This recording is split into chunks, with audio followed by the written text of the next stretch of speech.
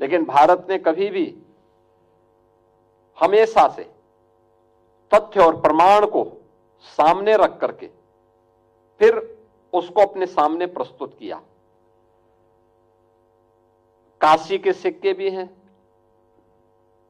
अयोध्या के भी सिक्के हैं, कौशाम्बी के हैं, पांचाल जनपद का भी है, मथुरा का भी है।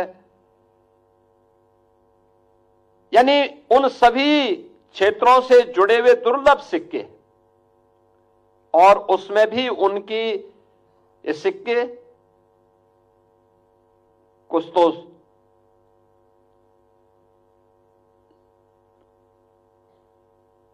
तांबे के हैं, कुछ चांदी से जुड़े चांदी के हैं, कुछ अन्य मिक्स धातु से भी बने हुए हैं। इन सिक्कों से हमें उस समय की मापक पद्धति के बारे में भी और उस समय के इतिहास को समझने, उस समय की भौगोलिक, सामाजिक और आर्थिक परिस्थितियों के बारे में भी जानने का एक बहुत बड़ा अवसर प्राप्त होता है। आप याद करिए ना, इतनी भारी विरासत आज भी पश्चिम में मानने को तैयार नहीं। आज भी वे मानते हैं कि दुनिया को लोकतंत्र उन्होंने दिया, जबकि इससे बड़ा सफेद झूठ दूसरा नहीं हो सकता। याद करिए, वैशाली गणराज्य,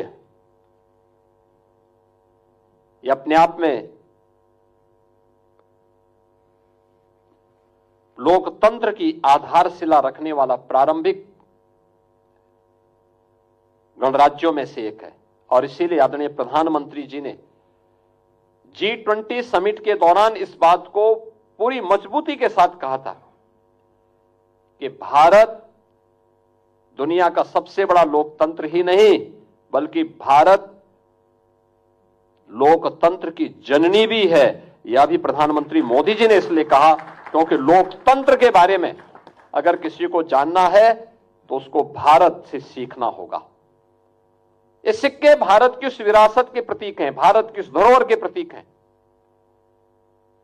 जिसको भारत और भारतीयता पर, भारत की सनातन परंपरा पर जिसने जियो और जीने दो पर विश्वास किया, और दुनिया की कौन से ऐसी जाति, मत, मजहब, संप्रदाय है जिसको उसकी विपत्ति के समय हम भारतीयों ने शरण देकर के फलने, फूलने, आगे बढ़ने के लिए अवसर न दिया हो।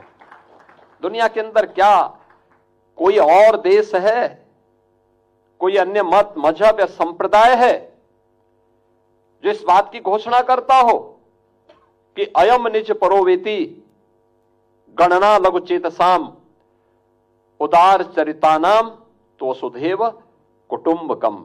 ये केवल भारत ही इसकी घोषणा कर सकता है, दुनिया में कोई दूसरा नहीं कर सकता है।